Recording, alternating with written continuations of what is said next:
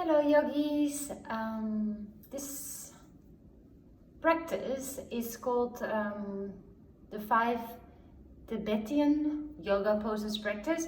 It's known to be more than 2,500 years old. It's quite simple.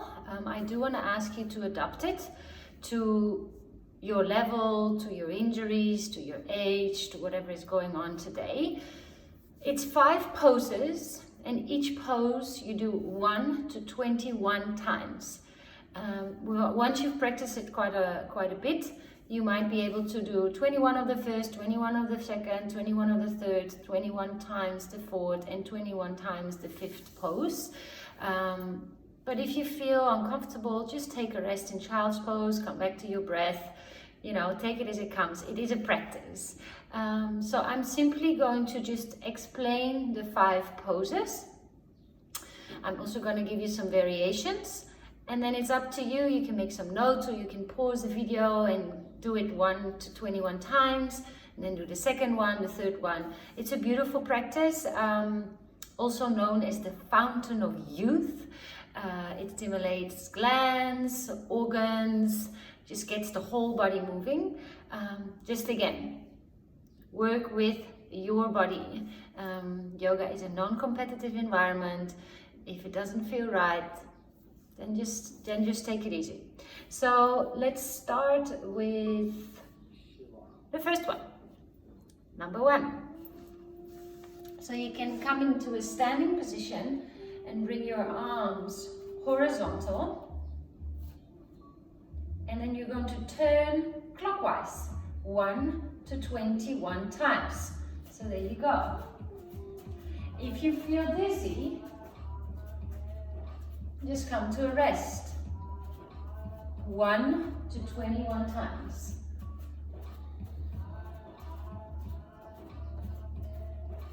And so forth. So that's number 1. Number 2, your breathing is quite important. So you're going to be standing. I'm going to show you sideways. And then you simply lift your head, look up on an inhale. And on an exhale, you bring your chin to your chest. Inhale, bring it up, lift your heart. Exhale, chin to your chest. 1 to 21 times. Inhale to lift. Exhale, chin to chest. Keep going. 1 to 21 times. And for the third one, we'll be kneeling. So again, I'm going to show you sideways. If you have a sensitive lower back, please be gentle in this third, number 3 of the Tibetan yoga poses. You can bring your hands just under your buttocks, and then you lift up, you breathe in, and you breathe out into chest. Keep your hands where they are. Inhale up. Exhale in. The third of the 5 Tibetan poses. Keep going.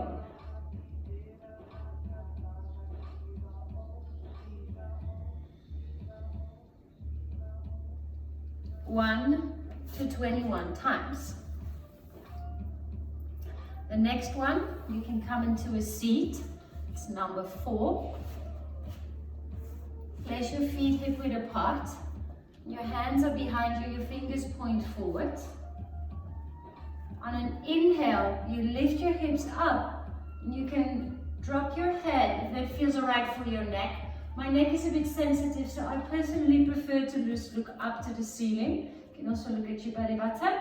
But if the range is available to you, you can breathe in here and then breathe out to sit down. Inhale. Exhale. Keep going. Count your repetitions.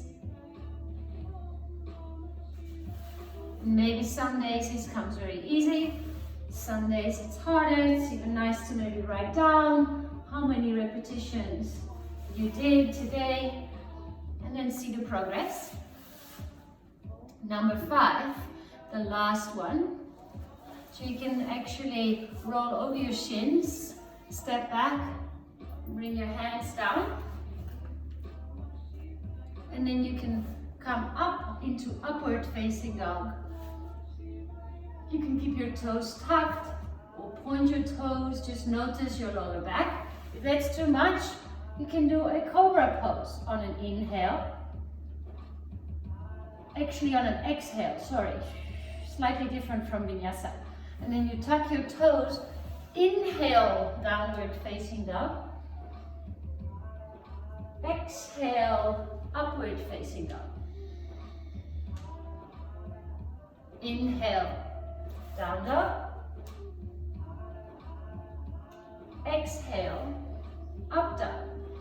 Again, up dog can also be cobra pose. So then your exhale is here and your inhale is here. Please take the variations that work for you. The nice thing with these poses is that it's not too complicated, and because you do the same poses, you might actually, first of all, notice progress quite quickly. Like, oh wow, if you do them maybe even daily, you go like, oh, it felt so different yesterday to today. Specifically maybe on a month time, you go like, oh, it was so challenging for me the first time, and look where I am now. And because they're the same poses, it's easy to check in with yourself. So one day you go like, oh, this is going really smoothly, and the next day you want to go like, whoa, what's going on? It's challenging, I get dizzy quicker. So it's easy to check in with yourself. Enjoy. If you have any questions or anything else you want me to break down or explain, I'm here for you. Namaste.